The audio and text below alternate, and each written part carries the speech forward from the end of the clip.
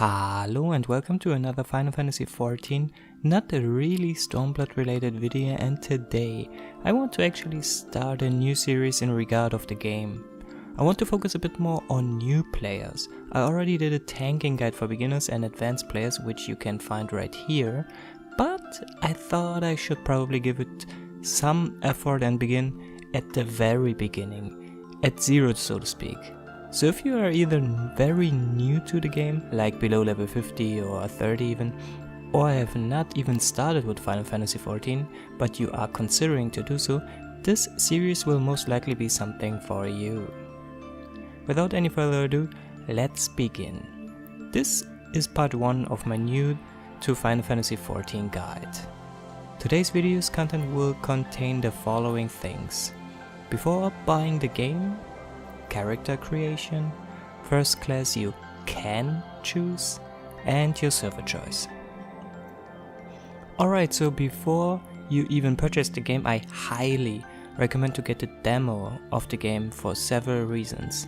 Final Fantasy XIV has a monthly fee system, so you have to pay constantly to play it. If you are new to the game, but do not even know if you're going to like it, getting the demo is pretty damn good, since you can play the game for free and level all available classes and jobs to level 35. And even if you want to purchase the game anyway, you should still run the demo first, since you can keep the character you made in the demo for the full version of the game afterwards. And in case this comes up as a question, the demo is available on PC and for the PS4 alike. Now looking at the character creation. When you start a new game from demo or without having the expansions unlocked, unless they change this, but I think they have not, you can choose between the following races when creating a new character. You have the higher, I'm not really sure how to pronounce it, but that's the humanish race. Then you have the Elysian, which is the elfish race. The Lalafell, which is the dwarfish race. The Rogadin, who's the giantish race. And the Mikote, or Mikote, who's the cattish race. There's also the race Aura, but this should be locked behind the Heavensward DLC, so you probably have to have the content on your system before creating a character when you want to start as one. Though, you can also change your appearance later, but I get to that in a moment. Each race can be played as male or female.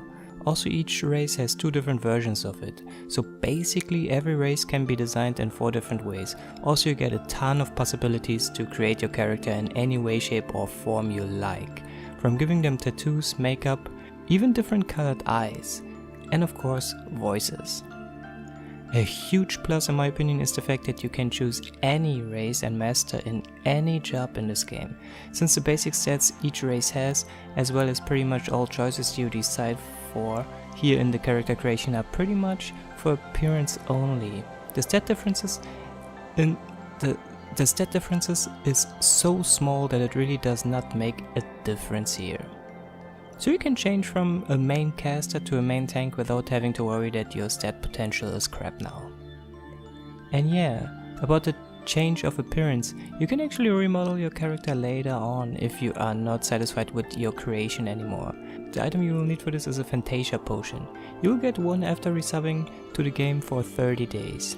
The game gives you a lot of rewards for playing it over time, but if you have used this one and you want to use another Fantasia, you would have to purchase it with real money. You cannot get it within the game. It's not craftable or tradable.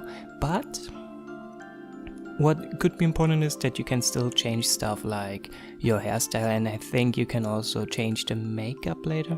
I'm not 100% sure if you can change the tattoo later, but within the game there's a quest with what you can actually change your hair color and your hairstyle, and that's probably the most important thing. You do not need a Fantasia potion for that. So now we're getting to one of the 2 bigger points of this video, the first class you choose. When starting a new game, you have to start with a class. You cannot choose a job for the beginning, as they are only available from level 30 on and you start at level 1. Also, the new jobs which been implemented with the expansions Astrologian, Dark Knight the Machinist from Heavensward, and also Samurai and Red Mage from Stormblood cannot be chosen from the start. You will have to have played the game up to the expansion content to actually use them. Also, there is one class which originated in A Realm Reborn which is not available when starting a new game either, and that is the Rogue, who will turn into a ninja. The Rogue was implemented in patch 2.3 if I am not mistaken here, and therefore you cannot start at one, but you can swap the Rogue fairly early within the game. This leaves us with the following classes to start our game. For tanks, we have the Gladiator, which starts in Older and will become a Paladin, and we have the Marauder, which starts in Limsa and will become a Warrior.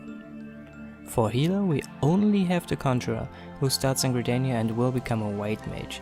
There's another healer you can choose, but we get to that in a moment. For melee DPS, we have the Pugilist, who starts in Older and will become a Monk, and Lancer, who starts in Gridania and will become a Dragoon. For range DPS, at the start we only have the Archer, who starts in Gridania and will become a Bard. For caster DPS we have the Thaumaturge, who starts in Older and becomes a Blackmage, and we have the Arcanist, who starts in Limsa but he will actually turn into two different jobs, the Summoner but also the Scholar, who is the second healer job in the game. Yeah, basically the Arcanist is the only one who will turn into two different jobs, and that's kinda interesting. The only drawback, if you want to call it that, is that you have to play a DPS until you reach level 30 before you can touch its healer possibilities. So, but yeah. I will make a separate video to go over the gameplay of those different classes, since covering this today would make this video way too long. But no matter what you pick as your starter, you can easily change your job once you reach level 10 on it, so you can try whatever is looking the most appealing to you at the start and change if you are not satisfied with your choice fairly quick. And that is the reason why I think I do not have to put it in this video, because I want to kinda keep them a little shorter. And last but not least, the decision on which server you want to play. There are some servers where you cannot get on, or it is hard to get on. And also they are unofficially known for different things, like some are more famous for role players, others said are more useful to play on for raid progression. Also on the European data center some are known to host more languages or certain languages over others. Since around patch 3.3 we have a tool called the Raid Finder. With this you can find and set up groups of people for content which only have to be on your data center, so basically on your server group. So teaming up with other servers gotten way easier. Which means for actual instances it does not matter which server you are on, but the server group matters. So for example, if you want to go on Gilgamesh but it's full, you can just hit Coal and Coal, and you can still play with the people from Gilgamesh, only if it is specific content which is not an instance, for example joining an FC or purchasing and selling from the market board, then you are server locked. Also you can swap servers later as well, but just like with the addition of Fantasias, this will cost you extra real money. So at the end of the day, you can basically choose any server to get started, but you should consider to choose one in your own time zone, if possible, or with a time zone that fits the majority of people you want to play with, because it will kinda be not that great if you are mostly on when most people on the server are not, or even worse if you're not understanding the people because you went onto a Japanese server and your Nihongo may not be that good. So basically, these are the basics of the basics which you should have in mind before and like when you're starting the game. And like I said, I want to cut those videos a little shorter, therefore I can do a little more editing and probably quicker pound out the next one. For the next one I will probably go through the different classes you can start the game with, because like if you already started and let's say you somewhere between level 1 and level 30 and you want to change, maybe you want to change something, then I will have the info for you right there. How to change, where to find which different class and so on and so forth, and what they changed over the days and over the years with the game. Like for example, you do not need the second class anymore, but like I said, I will get to that in the next one. Thank you so much for watching, have a wonderful day, and stay tuned for more Final Fantasy XIV, probably again Stormblood related content in the future.